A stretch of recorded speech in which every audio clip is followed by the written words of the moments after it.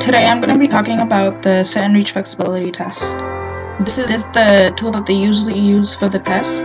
As you can see on top, there's a slider. So when people reach forward, they push the slider right exactly to where their marker would be. Well, I can't get myself one of the sit and reach flexibility box, so instead we're going to make one. In order to make one, you're going to need a box, a yardstick, and a piece of tape. I don't have a yardstick either, so we're going to pretend that this ruler is a yardstick. So what you do is you stick 9 inches, you leave 9 inches in front of the yardstick, and then tape the rest of it onto the box. So what I'm doing now is the traditional sit and reach test. So make sure you have no shoes on, like I just showed you, and you put one hand over the other, and you do 2 test runs, and then the third one, you hold it to where your measurement is.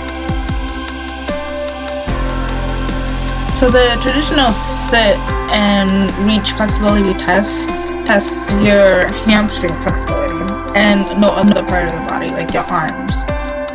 It says it tests your back, but when I was doing it, I mostly felt it in my hamstrings.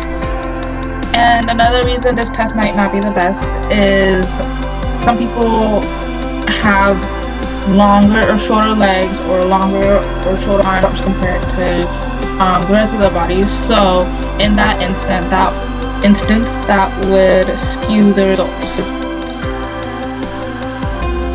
Now I'm about to demonstrate the back saver sit and reach test. So what you do is lift one knee up and make sure the other knee is straight and level to the ground. And you do 2 practice ones, and then the third one you hold it. And you repeat on the other foot. So yeah, 2 practice, and then the third one you hold it. This test is actually easier to do because one leg is bent, and it's also a little bit because you can measure each foot, so you know how flexible the person is on each leg. But the disadvantage is, again, it only measures hamstring flexibility and no other muscle.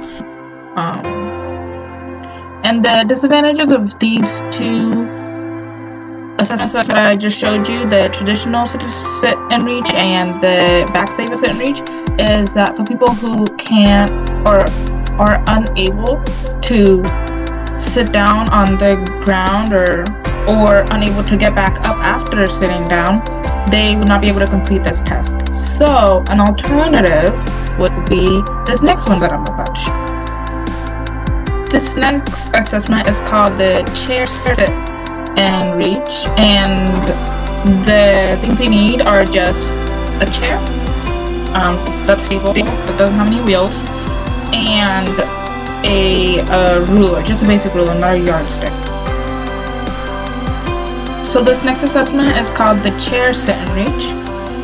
The person must sit towards the front end of the chair and make sure both their feet can touch the floor.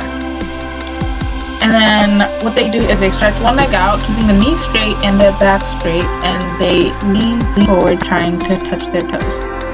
And another person would be holding a ruler, and they would use a ruler to measure how far they can reach. This is really good for the elderly population or for people with back pain who can't or are unable to sit down on the floor.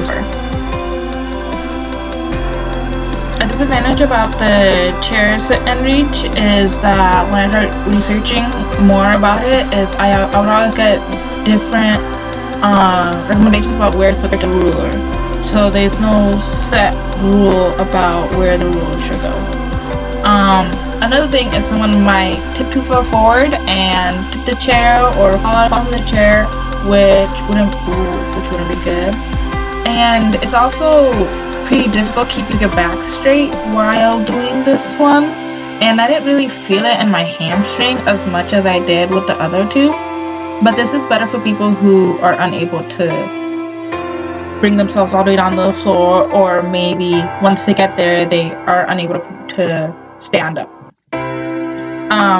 So out of all three, my favorite is the back saver, the one where you have to bend your knee, because you can test both sides, and I feel like it's a pretty accurate test, and you get pretty accurate results.